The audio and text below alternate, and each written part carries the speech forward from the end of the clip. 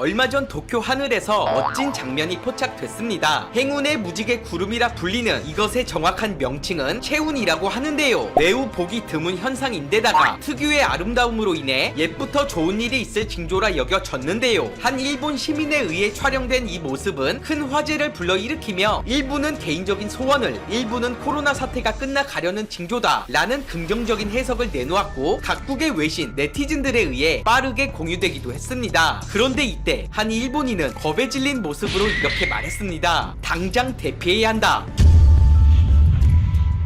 최근 일본 열도를 온통 뒤숭숭하게 만든 소동이 있었습니다. 일본 가나가와현 미우라시 지역을 담당하는 소방관들에 따르면 지난 4일 저녁 8시경부터 가스 냄새가 난다, 뭔가 타는 냄새가 진동한다 등의 신고가 150건 정도 접수됐음을 밝혔습니다. 이 정체불명의 냄새는 일본 전역으로 급속히 퍼져나갔고 요코스카시의 북서쪽에 있는 드시시에서도 제보가 속출했는데요. 당시 현장에 있던 전문가는 유조선 운항으로 인한 배기로 냄새가 퍼지는 경우가 있지만 이 역시 10분 정도면 사라진다. 이만큼 광범위한 지역에서 장시간 냄새가 나는 경우는 처음 있는 일이다 라고 설명하기도 했습니다. 요코스카시의 해상보안부 또한 선박에서 냄새가 유출됐을 가능성을 토대로 진상조사에 나섰지만 부근을 항해하는 선박을 확인한 결과 냄새와 연관성이 전혀 없었다 라고 발표했는데요. 몇 주가 지나도록 원인이 밝혀지지 않자 전문가들 사이에서는 조심스럽게 한 가지 가능성을 제기했습니다. 바로 지진이었죠. 리스메이칸 대학 환태평양 연구센터의 다카하시 마나부 교수는 미우라 지역에서 감지된 냄새가 반반 균열 시 발생하는 냄새와 유사한 특징을 보였다 라며 실제 지진과의 직접적인 연결고리가 있음을 주장했습니다. 또한 만약 이 같은 분석이 사실이라면 이번에 닥쳐올 지진은 2011년에 있었던 동일본 대지진의 악몽을 떠올리게 할 만큼 거대한 규모가 될 것이다 라고 주장하기도 했는데요. 하지만 이후 아무런 일도 발생하지 않았고 이 사건은 그저 하나의 미스테리한 해프닝으로 잊혀지는 듯 보였습니다. 그런데 한 달이 지날 무렵 갑자기 도쿄 하늘에 이 같은 무지개 구름이 나타났고 이에 관련 전문가들을 겁에 질리게 만들었습니다. 이들이 두려워하는 이유는 지금으로부터 1년 전 있었던 사건 때문인데요. 놀랍게도 일본의 무지개 구름이 나타난 건 이번이 처음이 아니었습니다. 한국에 대한 수출 규제 발표 전날인 8월 1일 관련 이슈로 온통 떠들썩할 무렵 야후에는 무지개 구름이 나타났다는 뉴스가 메인에 걸렸는데요. 당시에도 대부분의 사람들은 이를 길조라 여기며 기쁨을 감추지 못했지만 충격적이게도 정확히 3일 후 후쿠시마에서 진도 5규모, 동경 3규모의 긴급 지진 속보가 발령됐습니다. 원래는 이보다 더 강력한 지진이었는데 올림픽을 앞두고 있는 일본 상황을 고려하여 일부러 낮춰서 발표했다는 소문이 돌기도 했었죠. 채운이 나타난 직후 발생한 대규모의 지진, 과연 우연이었을까요? 전문가들에 따르면 이에 대해 전혀 근거 없는 괴담이다. 지진 발생을 미리 알려주는 구름 따위는 없다 라는 것이 학계의 공식 입장임을 전했습니다. 또한 특이한 무지개가 나타날 때마다 지진이 발생한 게 아니기 때문에 이것 역시 일관성이 없다 라고 잘라 말했는데요. 하지만 단 한 가지, 동물들이 보내는 신호, 그 중에서도 특히 해양 생물들의 이상 현상은 학계에서도 지진 전조 현상임을 부정하지 않고 있습니다. 과거 2001년 히로시마 지진 발생 2주 전 고래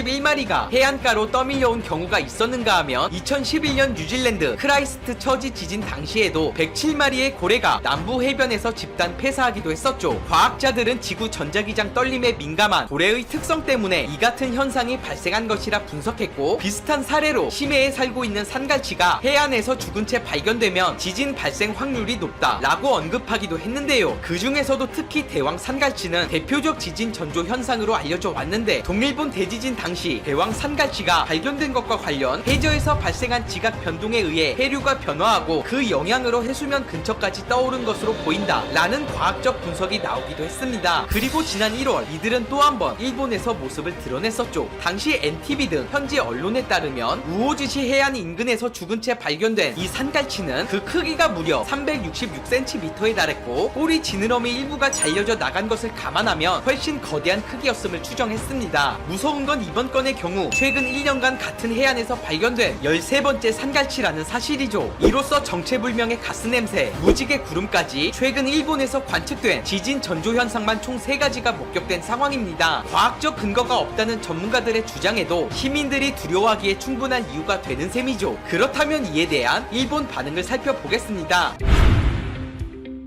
2011년 지진을 경험했었는데 정말 무서웠어. 하루 종일 온 도시가 계속 흔들리고 지하철도 멈춰서 집으로 돌아가지도 못했어. 다시는 겪고 싶지 않은 일인데 이번에 또 벌어진다는 건 상상도 하기 싫다. 우선 물 그리고 빵, 가능한 한 유지와 타올이나 갖고 있는 현금 모두 집 밖으로 뛰쳐나오기 전에 챙겨서 나와야 한다. 이번에 올 지진은 정말 심상치 않아. 제발 이번만은 아니길. 이번 지진은 최소 몇 조엔 규모의 손해를 볼 수도 있어. 아직 코로나가 해결되지도 않았는데 조용히 지나갔으면 좋겠다. 걱정하지 마. 상갈치가 해변으로 나오는 이유는 아직 밝혀지지 않은 여러 가지 이유가 있어. 무조건 지진 때문이라는 과학적 증거가 아무것도 없으니 괜히 겁먹지 마. 비가 온 것도 아닌데 아무 이유도 없이 무지개 따위가 생겼을 리 없잖아. 이건 분명히 굉장한 무언가가 오고 있음을 암시하는 거라고. 며칠 전 이상한 가스 냄새도 그렇고 너무 불안해. 저망할 구름이 도쿄에서 발견됐으니까 이번엔 도쿄를 덮칠 생각인가. 하일리히 법칙에 따라 모든 것들이 곧 다가올 지진을 예고하고 있어. 눈치 빠른 친구들은 벌써 도망갈 준비를 마친 상태야. 텐트랑 배낭이랑 캐리어까지.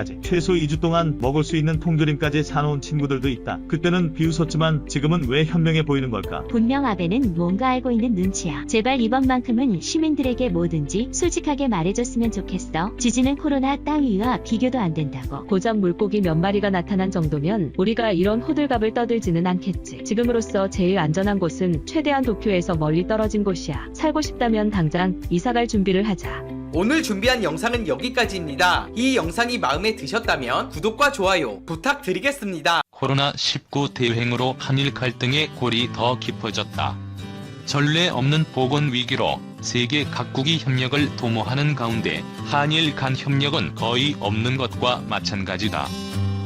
우리나라는 미국, 인도네시아의 진단키트를 지원하고 우즈베키스탄의 보건 전문가를 파견했지만 이웃 국가인 일본과는 거의 협력하지 않았다. 몇 년간 켜켜이 쌓여온 갈등이 협력 불가의 배경이 됐다. 2018년 우리나라 대법원의 강제징용 배상 판결 이후 일본 정부는 지난해 7월 일방적인 수출 규제를 했고 코로나19 사태가 일어나자 지난달 5일 우리나라에 입국 제한 조치를 강화하며 한일 갈등에 불을 댕겼다.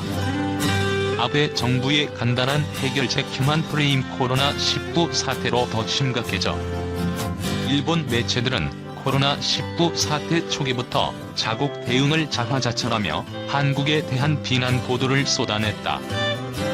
부토 마사토시 전 주한 일본 대사는 지난달 4일 JB 프레스에 기고한 글에서 의료 붕괴에 가까운 상황을 초래해 확진자 대부분이 연수원 등에 고립돼 의료인들의 집중적인 관리와 치료를 받지 못하고 있다고 주장했다.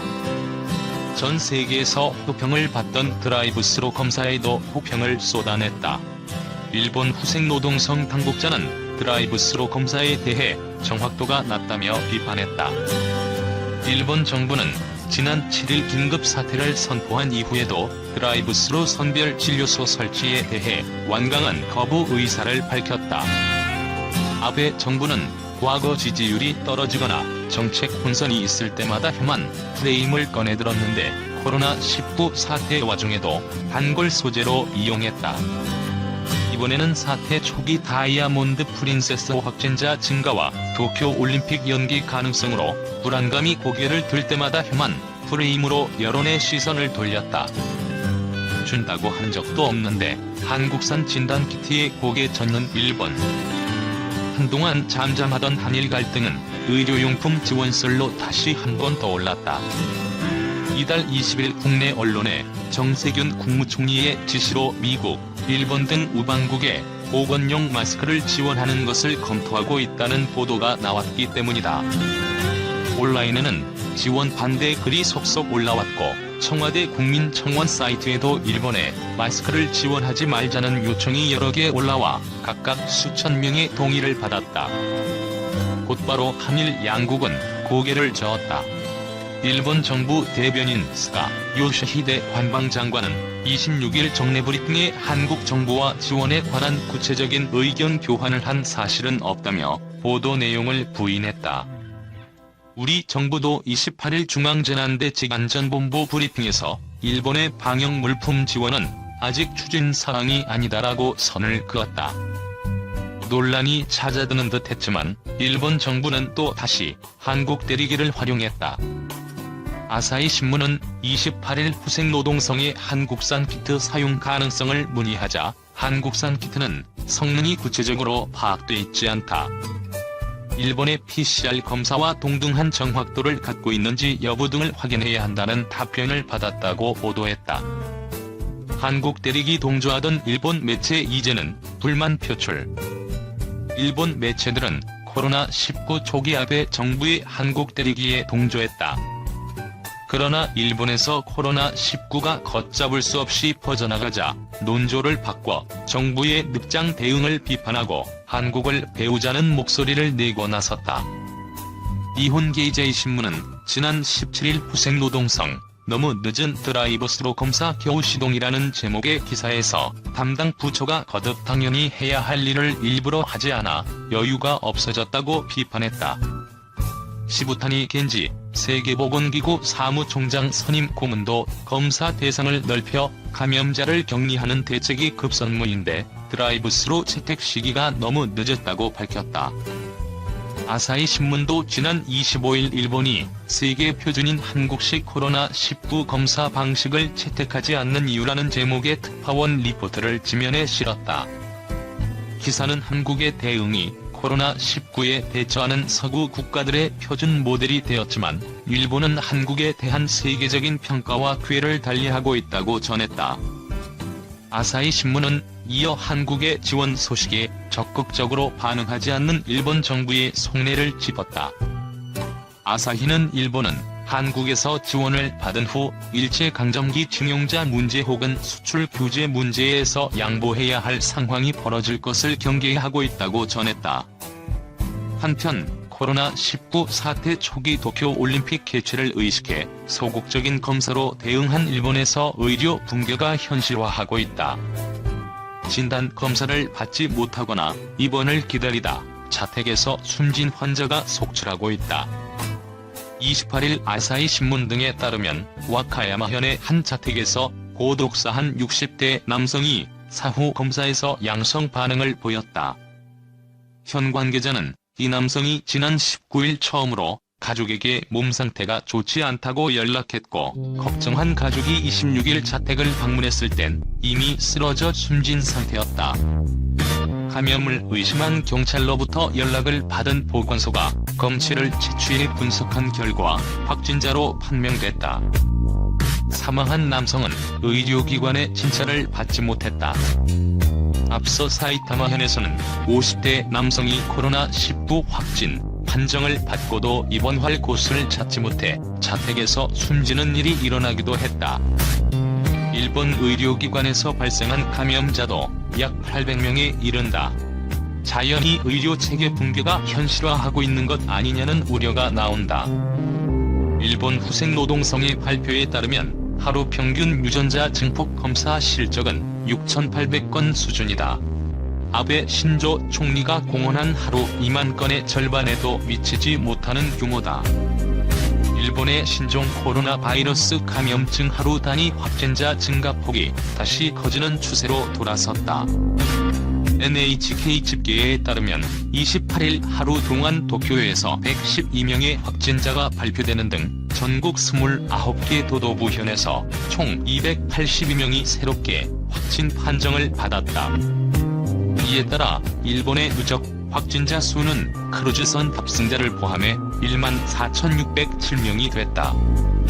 일본의 하루 단위 코로나19 확진자 증가세는 지난 22에서 24일 400명대를 유지하다가 25일 300명대, 26일 200명대, 27일 100명대로 떨어진 뒤 28일 다시 200명대로 올라섰다. 누적 확진자가 가장 많은 지역은 4,059명을 기록한 수도 도쿄이고 그 다음이 1,553명이 나온 오사카다. 가나가와, 사이타마, 지바 등 수도권 3개 현도 800에서 900명대를 기록하고 있다. 일본 내 코로나19 확진자 중 사망자는 전날 19명이 늘어나 426명이 됐다. 이런 상황에서 일본 의사회는 전국에 선포된 긴급사태를 지역별로 해제하는 것이 바람직하지 않다는 견해를 밝혔다. 가마야치 사토시 일본 의사회 상임이사는 28일 기자회견에서 일본의 코로나19 신규 확진자 수가 애초 목표한 수준으로 줄지 않고 있는 점과 의료 체계에 가해지는 압박이 심한 점을 그 이유로 꼽았다. 일본 정부 코로나19 정책자문위원회에 참여하는 강하야치 이사는 또 일부 지역에서만 긴급사태를 풀게 되면 긴급사태 적용 지역에서 다른 지역으로의 사람 이동을 통해 감염이 확산할 위험이 있다고 강조했다. 아베 신조 총리는 지난 7일 도쿄도를 포함한 7개 광역지역에 내달 6일까지 시한으로 코로나19 대응을 위한 긴급사태를 선포했다가 지난 16일 이를 전국으로 확대했다. 아베 총리는 코로나19 확진자 추이와 전문가 의견, 의료 체계 압박 정도 등을 고려해 내달 초 긴급사태 연장 여부를 결정할 예정이지만 현재로서는 연장될 가능성이 높다는 관측이 나오고 있다. 이와 관련 코로나19 대응 정책을 이끄는 니시무라 야스토시 경제재생 담당상은 긴급사태 적용 지역을 전국으로 확대하고 2주가 지나는 시점인 이달 30일 이후의 상황을 보여주는 데이터를 근거로 연장 여부를 신중하게 판단할 예정이라고 말했다. 앞서 일본 정부는 지난 27일 아베 총리 주재의 코로나19 대책본부 회의에서 비자 효력 정지 등을 통한 입국 제한 조치의 종료 시점을 애초 예정했던 이달 말에서 5월 말까지로 한 달간 연장했다. 아베 총리는 코로나19 감염자 수가 세계적으로 300만 명에 달하는 등 코로나19 확산에 제동이 걸리지 않고 있다며 입국 규제 대책을 강화해야 하는 이유를 설명했다.